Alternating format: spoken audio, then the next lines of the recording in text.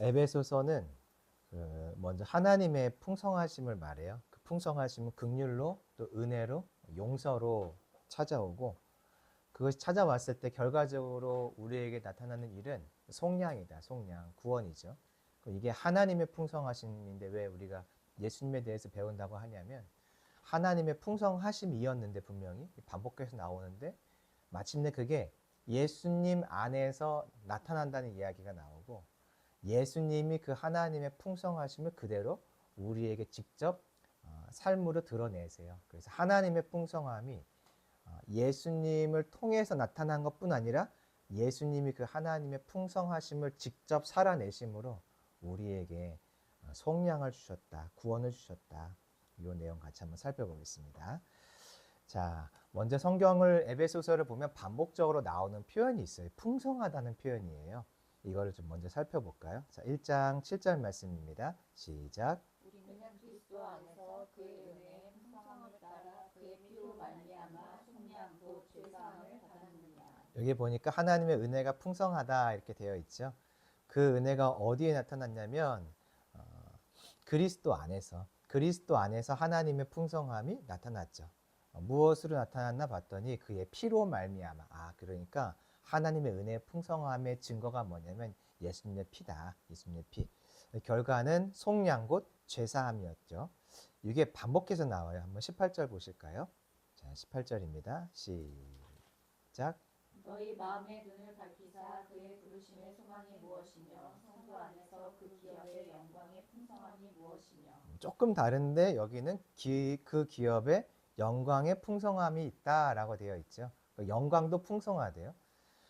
기업의 영광의 풍성함이라 한다면 일단은 저 멀리 이제 예수 믿고 죽고 난 이후에 영원한 삶에 대해서 제일 많이 생각할 수가 있어요. 그 기업의 영광이 풍성하대요. 그 땅에서, 그 영원한 땅에서 우리가 하나님의 임재를 직접 경험하고 그 임재 앞에 서서 하나님과 함께 살아가는, 그게 진짜 풍성하다는 거예요. 이 땅에서도 우리가 그 예수님과의 동행하심을 느낄 때 얼마나 풍성해요. 환경을 넘어서 그 풍성함들이 있는데 이것은 비할 바가 되지 않는다는 거죠. 하늘나라의 영광이.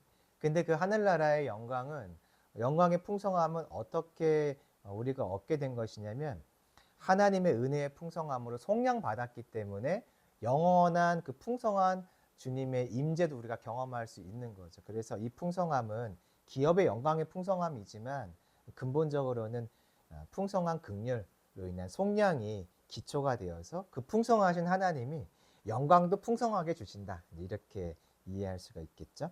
자, 2장 4절 말씀에 또 나와요. 6번 나오거든요. 2장 4절입니다. 시작.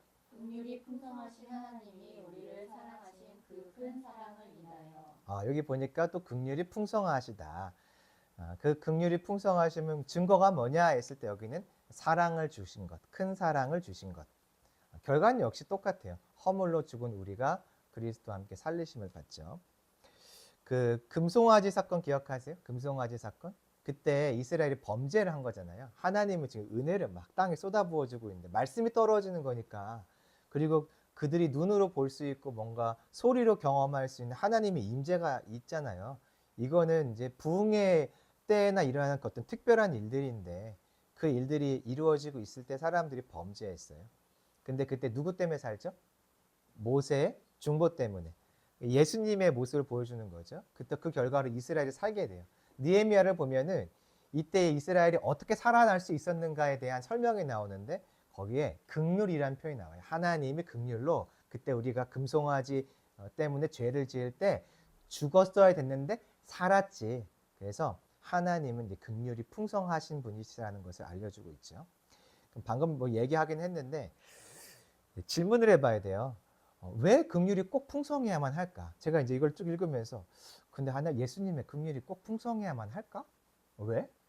왜 풍성해야 하지? 여러분은 하나님의 긍휼이 왜 풍성해야 한다고 생각하세요? 꼭 풍성해야만 할까요? 적당하면 안 되나요? 적당해도 이미 하나님이 주시는 사랑이니까 적당해도 엄청 크지 않을까요? 근데 여기에 풍성이라고 되어 있는데 이 풍성은 어느 정도를 말하냐면 일단 반복적이다. 그리고 지속적이다.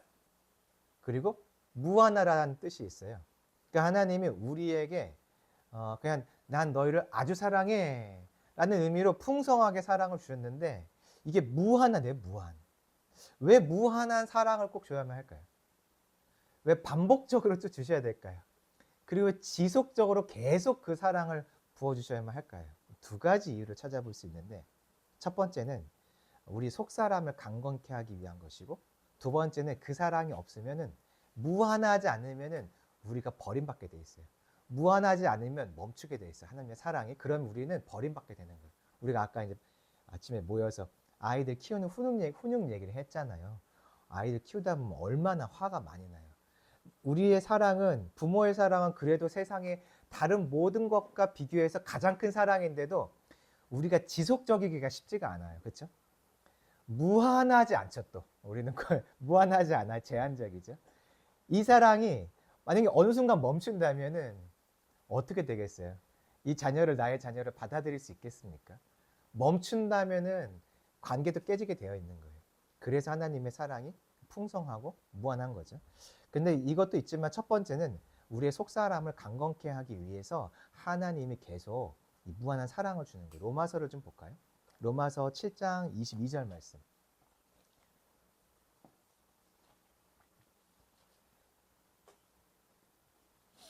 로마서 7장 22절 말씀입니다. 하나님이 왜 굳이 풍성하셔야만 할까? 그 이유를 한번 정리해 보죠. 첫 번째, 로마서 7장 22절입니다. 시작. 내 속사람은 하나님의 법을 즐거워하되. 여기 보니까 내 속사람이 하나님의 법을 즐거워해야 된대요. 하고 있기도 하고. 그럼 무슨 뜻이냐면 내가 예수님을 믿기 전과 믿은 이후가 뭔가 달라졌다는 거고 믿기 전과 믿은 이후에 어떤 부분들이 반복되고 있다는 의미가 돼요. 먼저 이전의 삶, 예수 믿기 이전의 삶은 그 정욕을 즐거워하는 삶이죠. 땅의 것을 즐거워하고 눈에 보이는 것과 귀에 들려오는 것과 어떤 내 몸에 내게 느껴지는 것들을 즐거워하는 삶을 살았던 거죠. 근데 이게 예수님 믿은 이후에 어떻게 바뀌냐면 하나님의 법을 즐거워하는 것으로 바뀌었대요. 방향이 바뀌었고 그 길로 갈 수 있게 되었대요. 그럼 제가 질문해 보는데 어떠세요? 하나님의 법은 율법이잖아요. 말씀. 말씀 읽을 때 졸립지도 않고 항상 즐겁고 말씀의 시간은 항상 피곤치 않고 기대되고 항상 그러세요? 그렇지 않거든요. 어떨 때는 말씀 들으러 갔지만 무슨 의미인지 모르겠고 뭐 저도 성경을 읽고 있지만 성경 읽을 때 멍하니 읽을 때도 많아요. 감동도 없어요. 근데 읽어야 되는 분량이 있으니까 맨날 읽는 거죠. 그래서 하나님의 법을 내가 정말 즐거워하고 있는가라고 나에게 질문을 해보면 사실 아닐 때가 훨씬 많고 안 즐겁게 느껴질 때도 많고 즐겁다가도 어떤 일이 찾아오면 멈춰버릴 때가 엄청 많아요. 우리가 옛 삶으로 자꾸 돌아가려고 해서 그렇거든요. 육신을 입기 때문에 육신의 정욕에 자극이 되고 기쁨이 되고 어떤 행복했던 그 기억들이 몸에 남아 있어요. 이 몸에. 그래서 이 몸을 갖고 있으니까 하나님의 법을 즐거워해야 되고 즐거워할 수 있게 되었지만 자꾸 그 방향과 다른 방향, 원래 살던 습관대로 살려고 하는 모습이 내게 남아 있는 거죠. 그래서 무엇이 필요하냐면 풍성한 긍휼이 필요해요. 무한한 은혜가 있어야 돼요. 지속적인 사랑이 있어야 이 내면이 하나님이 원하시는 하나님의 법을 즐거워하는 자로 바뀔 수 있는 거예요. 여기에 필요한 건 뭐냐면 끊임없는 사랑이에요. 끊임없는 참아주심과 끊임없는 은혜 부어주심, 끊임없는 용서하심이 있어야 내가 결국 변하게 되는 거예요. 자녀의 삶에 대해서 부모가 포기하면 애 안 바뀌잖아요. 근데 부모가 포기하지 말고 잔소리도 해야 되지만 잘한다 잘한다 칭찬도 계속 해줘야 돼요. 이해도 계속 해줘야 되고 때로는 함구도 계속 해줘야 돼요. 이게 여러 가지가 계속 반복되어야 아이가 사람다운 사람이 되잖아요. 우리도 마찬가지인 거죠. 하나님의 사람다운 하나님의 법을 즐거워하는 사람이 되려면 그냥 안 된다는 거예요. 하나님이 나를 계속 용납해주고 용서해 줄 때 그렇게 된다는 거죠. 그러면 예수님을 만난 이후의 사람이에요. 그 속사람은 이제 예수님을 만난 이후에 마음에 로마서 7장에 보면은 영의 육신의 소욕이 있고 영의 소욕이 있다고 하는데 내 영이 깨어난 거죠. 영이 죽어 있다가 깨어나면서 마음에 왜 우리가 뭔가 할 때 양심도 있지만 하나님 이거 안 기뻐하는데 이런 생각들을 하잖아요. 이게 속사람이에요. 성령이 나에게 말씀해 주는 거죠. 하나님을 모를 때는 그런 깨달음이 없죠. 근데 하나님을 믿기 때문에 그전에 양심이 나를 움직이는 요소였다면 예수님 믿은 이후에 내 안에 성령이 계속 야야 그거는 안 되지 않냐? 하나님이 그걸 안 기뻐하잖아. 그런 생각들이 찾아오는데 바로 이게 속사람의 영역인 거죠. 이게 죽어 있다가 작동된다는 거예요. 근데 하나님의 법을 사랑하는 것은 성경을 보면 뭐라고 말하고 있냐면 하나님을 사랑하는 것이라고 말하고 있어요. 그러니까 법을 사랑하고 말씀을 사랑하는 것은 그 사람을 사랑하는 거잖아요. 그래서 하나님의 법을 사랑하는 것은 하나님을 사랑하는 거죠. 이게 누구 모습이었냐면 이 땅에서 하나님만 사랑하며 사신 분이 예수님이에요. 예수님이 곧 성전이시라고 말했죠. 그러니까 예수님은 곧 예수님의 모습을 우리가 이렇게 회복해 가며 살아가는 것은 무엇이냐면 성전의 회복을 말하는 거예요. 하나님은 내가 어떤 사람이 되길 원하시냐면 예수님의 모습처럼 하나님의 법을 사랑하는 사람, 즉 예수님의 모습을 가진 사람, 즉 성전이 내 안에 온전히 회복되어지고 성전이 지어지는 인생을 살기를 원하시는 거예요. 왜냐하면 그러지 않으면 어떤 삶이 되냐면 육신을 따라 살면 결국 사망의 종노릇하는 삶을 살게 돼요. 원래 우리가 거기서 벗어난 거잖아요. 죄의 종노릇하는 삶을 살게 돼요. 아유 죄의 종노릇하는 삶도 괜찮던데요. 땅의 거 따라가는 거 즐겁던데요. 아니에요. 여러분 그것은 명확하게 말하고 있어요. 그것은 자유가 없는 삶이에요. 나는 땅의 것을 쫓아갈 때 자유가 있거든요. 즐겁잖아요. 우리가 화를 내고 싶을 때 화를 내면은 물론 뒤에 조금 잘못했다라는 마음은 들지만 팍 폭발해 버릴 때 내 안에 찾아온 어떤 기쁨이 있어요. 그러니까 우리가 화도 내고 뭐 슬퍼하기도 하고 하는 거 아니겠어요? 내 마음대로 반응할 때 내가 내 마음대로 육신의 소욕대로 반응할 때 얻는 뭔가 말할 수 없는 그 후련함들이 분명히 있단 말이에요. 근데 그걸 성경은 뭐라고 말하냐면 자유가 없는 속박된 인생이다. 비참한 인생이다. 사망의 종노릇하는 것은 비참한 인생이다 라고 분명히 말하고 있어요. 하나님은요 우리가 성전 되길 원하세요. 우리가 이 삶을 향해 나아갈 때는 불편해요. 그게 더 힘들고 고통스럽게 보이고 나를 속박하는 것처럼 보여요. 주의 말씀대로 사는 게. 근데 아니라는 거예요. 주의 말씀 안에 있을 때 참 자유가 있고 사망의 종노릇 할 때는 자유가 상실된 비참한 인생이라고 성경이 분명히 말하고 있어요. 만약에 하나님이 우리를 계속 참아주시는 것들, 은혜 부어주시는 것들이 없다면 우리가 어떻게 될까요? 마태복음 13장에 있는 그 땅의 비유를 생각해 보세요. 내게 말씀이 떨어졌는데 누가 이것을 말씀을 빼앗아 가죠? 새가 와서 빼앗아 가요. 근데 하나님이 그거 막아주지 않으면은 우리는 계속 새가 와서 내 말씀을 빼앗아 가므로 내 안에 말씀이 남아있지 않아서 죄의 종노릇, 사단의 종노릇, 이건 비참이에요. 내 육신은 기뻐요. 분명히 기뻐요. 근데 비참이에요. 성경은 그걸 비참함이라고 말하고 있어요.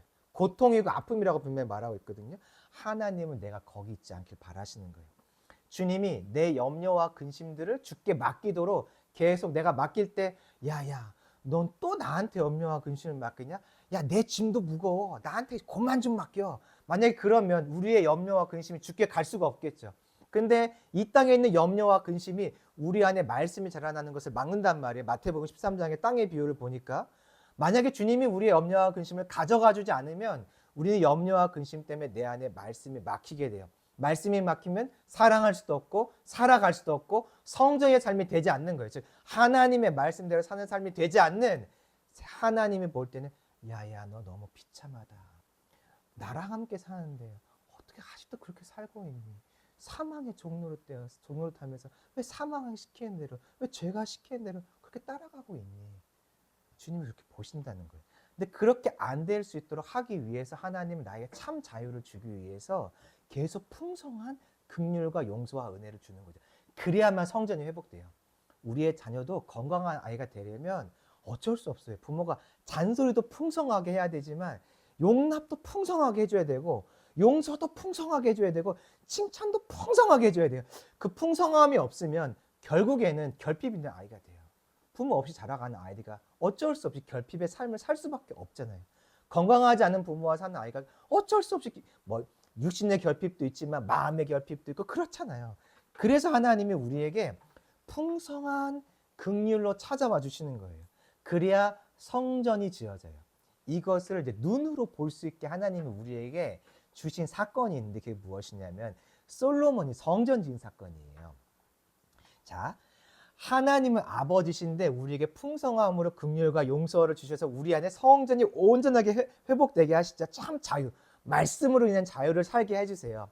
누가 하냐면 아버지가 한단 말이에요. 우리는 누구죠? 그의 아들이란 말이에요. 아들이 성전 지을 수 있는 것은, 아들 안에 성전이 세워질 수 있는 것은 아버지 때문이에요. 근데 다윗과 솔로몬의 관계를 보면 솔로몬이 성전을 7년 동안 짓는데 이거 누가 도와주죠? 아버지가 다 도와줬어요. 이제 우리가 그거 잠깐 볼 거예요. 아버지가 풍성한 공급을 해줘야 아들이 성전을 짓는 일을 할 수가 있는 거예요. 성전은 임재도 말하거든요. 그 안에 임재도 올 수 있는데 그것은 아버지 때문에 오는 거예요. 한번 보죠. 자, 역대상으로 가볼 거예요. 역대상. 우리가 내용을 보지 않고 제목만 볼 거예요. 그럼 다 알 수 있기 때문에. 역대상 23장. 자, 이제 제목만 쭉 볼 거예요. 23장에 보면 제목이 되어 있어요. 뭐라고 되어 있나요? 제목에. 레위 사람의 일이라고 되어 있어요. 뭐냐면 이제 성전을 아직 안 지었고 다윗이 성전 지으면 너희들 레위 사람들은 이런 일들을 서로 분배해서 나눠가지고 꼭 잘해 하면서 성전이 지어졌을 때 성전 관리죠. 성전 관리를 누가 무엇을 어떻게 할지를 아빠가 다윗이 다 알려줘요. 자, 24장이에요. 제목 뭐라고 되어 있나요? 제사장에 대한 이야기가 나와요. 이제 제사를 지르려고 할 텐데 제사장들은 이런 일을 하고 너희는 이렇게 준비해서 하면 되라고 아빠가 다 알려주는 거예요. 이게 솔로몬이 하는 게 아니라 아빠가 다 알려주는 거예요. 25장 보세요. 25장을 보면 제목이 뭐라고 되어 있나요? 성전이 지어지면 너희들 찬송을 해야 되는데 찬송을 해야 돼. 근데 찬송은 누구 중심으로 그리고 몇 개의 팀이 돌아가면서 찬양을 하면 되라고 다 찬양팀 조직을 해줘요. 아빠가. 26장 보죠. 제목 뭐라고 되어 있나요? 성전 문지기. 성에 이제 문이 많거든요. 무슨 문 많아요. 근데 그 문들을 어떻게 지킬지, 누가 지킬지 이거를 아빠가 다 알려줘요. 문은 누가 지키며, 고가는 누가 지키며, 관원은 누가 하며, 재판관은 누가 하며 이거를 아빠가 다 상세하게 알려준다는 거예요. 28장입니다. 자, 제목이 뭐라고 되어 있나요? 성전 건축을 지시하는데 11절 한번 보세요. 솔로몬에게 이거를 줘요. 이게 뭔가요? 설계도를 줘요. 21절 보세요. 또 무엇을 주죠? 누군가를 줘요. 누군가를 주죠? 기술자를 줘요. 기술자. 그러니까 아빠가 설계도 이제 하나님께 받은 거죠. 받아서 설계도를 다 그려가지고 야야 이거 잘 봐봐. 문은 이렇게 짓는 거고 이런 모양으로 짓는 거 알지? 너가 이거 잘 설명해 주면 돼. 그리고 너가 하지 마. 다 안 해도 돼. 내가 기술자를 붙여줄게. 그래서 이 기술자들에게 잘 설명해 주면 이 성전을 하나님이 뜻대로 만들 수 있을 거야 라고 다 설명해 주는 거죠. 중요한 거 있어요. 이제 29장.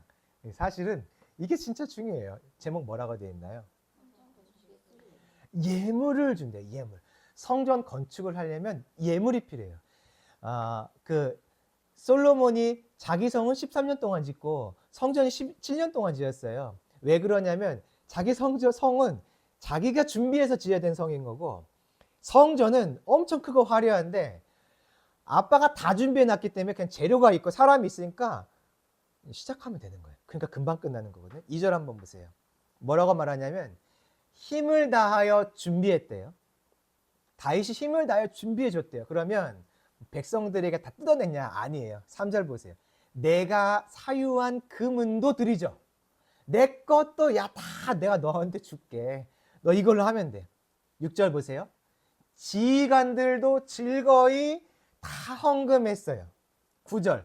백성들도 자원하여 드렸네요. 그러니까 솔로몬이 아쉬운 소리 할 필요가 없는 거예요. 저기요, 하나님이 성전 지으라 하시는데 여러분 조금만 더 힘냅시다. 다 작정 헌금 하시고요. 그럴 필요가 없는 거예요. 솔로몬은 아빠가 다 준비해 놨기 때문에 하나님의 때 시작하기만 하면 되는 거예요.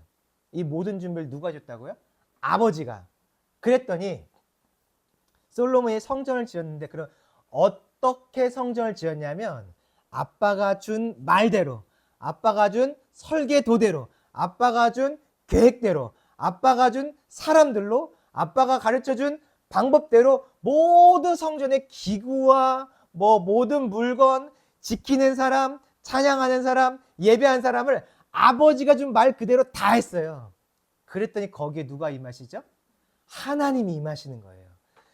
순종하지 않으면 주님 임재하시나요? 안 하시나요? 임재 안 하세요. 순종하는 자리에 임하시죠. 그러면 성전을 지었더니 하나님이 임재했다는 것은 무슨 뜻이냐면 성전을 아빠의 말대로, 즉 하나님의 말대로 빠짐없이 다 순종해서 지었다는 뜻이 되는 거예요. 그러니까 말씀에 순종한 거죠. 말씀에 순종하는 건 왜 가능하냐면 말씀을 사랑할 때, 말씀을 사랑하는 거, 하나님의 법을 사랑하는 것이 곧 성전을 짓는 거죠. 그래서 솔로몬이 지금 성전 짓는 것은 이 일 자체가 아빠가 준 설계대로 바꾸면 안 돼. 내가 볼 때 이건 좀 아니다. 이거는 별로 안 이쁘지. 더 좋은 방법이 있어. 바꾸면 안 돼요. 왜냐하면 순종하는 지금 일이니까. 솔로몬이 아버지의 말대로 순종했어요. 하나님의 말씀대로 100% 순종했어요. 자기 내면의 성전이 지어지는 거죠. 왜 가능했죠? 아빠가 다 준비해 줬으니까. 그랬더니 그 자리에 누가 임하세요? 하나님의 임재가. 성전인 자리에 하나님이 임재하세요. 주님이 우리를 왜 성전 삼고 싶으시냐면 내 안에 계속 임재해서 나랑 동행하길 원하시는 거예요. 하나님의 임재 속에 내가 있길 바라시는 거예요. 그게 복인 거예요. 그 임재 가운데 사는 것이 복인 거예요. 아니면 비참한 거예요.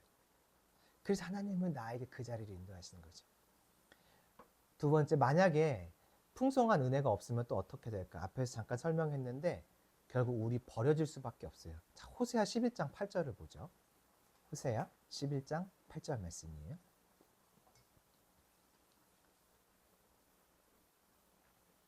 여기 하나님의 마음이 나와 있는데 11장 8절 시작. 하나님이여 내가 어찌 너를 놓겠느냐 이스라엘이여 내가 어찌 너를 버리겠느냐 내가 어찌 너를 아담같이 놓겠느냐 어찌 너를 스보임같이 두겠느냐 내 마음이 내 속에서 돌이켜 나의 긍휼이 온전히 불붙듯 하도다. 호세아 시대니까 여로보암 2세 때 엄청 악할 때예요. 근데 하나님이 이스라엘을 버릴 수가 없대요. 어떻게 버리겠느냐? 왜냐하면 내 안에 불붙는 마음이 있어. 내가 어떻게 너희를 버려?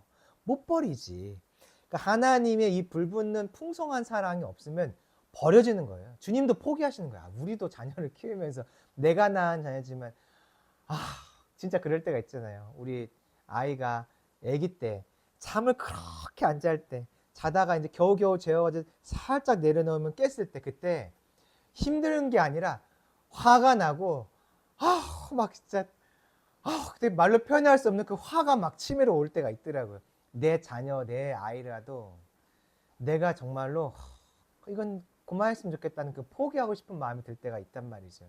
근데 하나님이 풍성한 사랑이 있기 때문에 저와 여러분이 끝까지 예수 믿고 구원받는 거예요.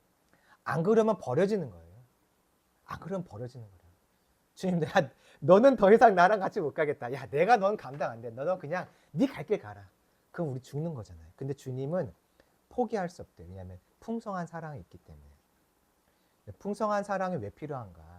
내 안에 하나님의 뜻대로 사랑하는 그 성전, 하나님의 형상을 회복하는 성전이 지어서 주님과 깊은 교제하길 위해 원하시기 때문에 내게 풍성한 사랑을 주는 것이고 나를 끝까지 붙들어 구원하시기 위해서 풍성한 사랑을 주시는 것이. 이 풍성한 긍휼이 어떻게 흘러가나 한번 에베소서 가볼까요? 에베소서 3장 8절이에요. 하나님은 이 풍성한 긍휼을 우리에게 주셨고 계속 주고 계시는데 어떻게 하길 원하시나? 3장 8절 읽어봅니다. 시작.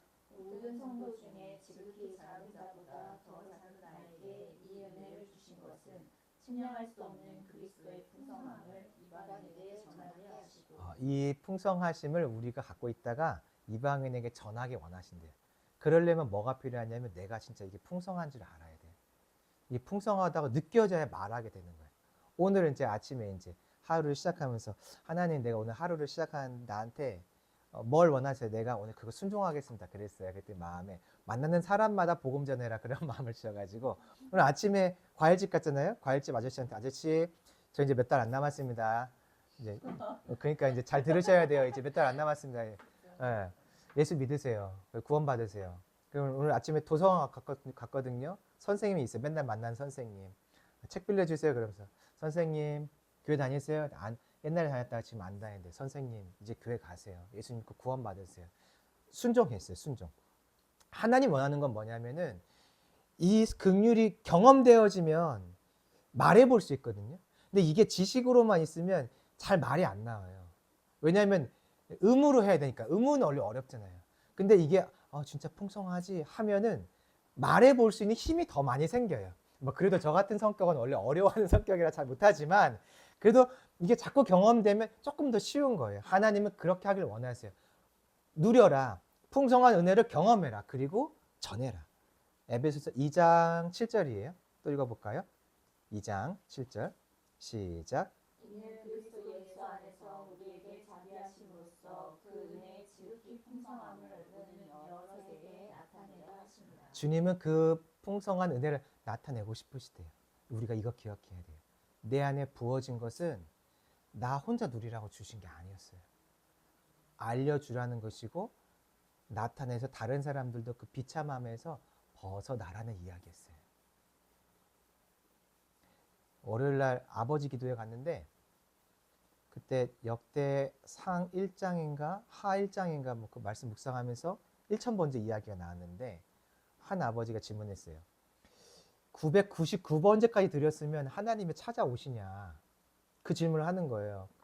그 저도 그래? 그러고 있는데 갑자기 인도하는 아버지가 이 모임에 목사님들 두 분 계시니까 우리가 물어보면 되겠네요. 그러는 거 제가 하나님 999였으면 오실 거예요? 제가 혼자 이렇게 하다가 하나님은 채우기를 바라실 때도 있고 덜 채워도 일하실 때가 있는 것 같아요. 50일을 채워야 오순절에 때가 오고 6월절은 1월 14일이 돼야지 오는 거예요. 그때까지 기다려야 되는 거죠. 하나님은 때를 채워야 일하실 때가 있는 것 같아요.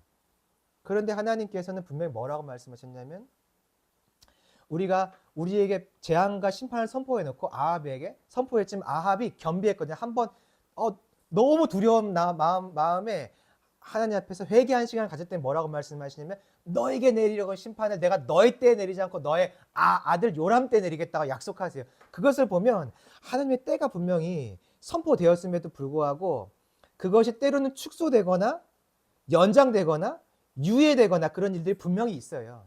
그러니까 999회 주님이 찾아오시느냐 안 오시냐 제가 뭐 오신다 안 오신다 말할 수 없지만 주님은 두 가지로 분명히 일하시는 거죠. 시간에 맞춰서도 일하시고 시간과 관계없이도 일하세요. 제가 이제 왜 이 이야기에다 그 말씀을 드리냐면 아버님들께 이 말씀을 좀 같이 하고 싶었어요. 아버님 근데 어떤 측면에서는 분명히 우리가 지켜야 되고 이만큼을 채워야 되는 것도 있지만 주님은 긍휼이 많으셔서 못 채워도 불쌍해서 은혜 주실 때가 있어요. 여러분 있을 때와 같이 말하고 싶었는데 저한테 이제 제가 이제 인도자는 아니니까 말할 기회가 없어서 말은 못했어요. 주님은 그 은혜의 풍성함을요 말해주길 원하세요. 알려주길 원하세요. 잘 모르면 하나님의 그 풍성함을 모르면 율법 안에 갇혀가지고 하나님이 너무 각박한 거예요. 그 주님이 너무 어려운 거예요. 근데 주님은 그런 분 아니에요. 풍성한 은혜의 주님을 우리가 알려주고 나타내기를 바라세요. 마지막 에베소서 1장 6절이에요. 같은 이야기인데 이게 에베소서에 많이 반복이 돼요. 1장 6절입니다. 시작. 이는 그가 사랑하시는 자 안에서 우리에게 거저 주시는 바 그의 은혜의 영광을 찬송하게 하려는 것이라. 여기 나와 있죠.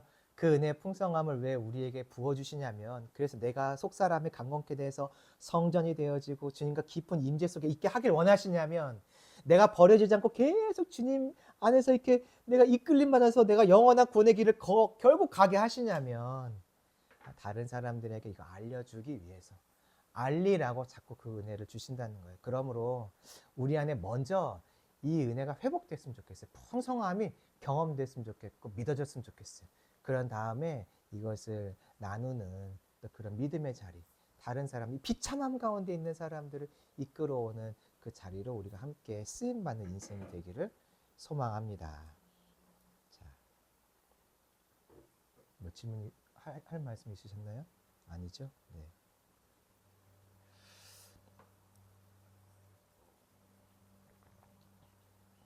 비가 엄청 많이 오죠. 우리 비도 저쪽에 와야 되는데 저쪽은 오고 있네. 강릉에 비가 안 오고 있어요 지금?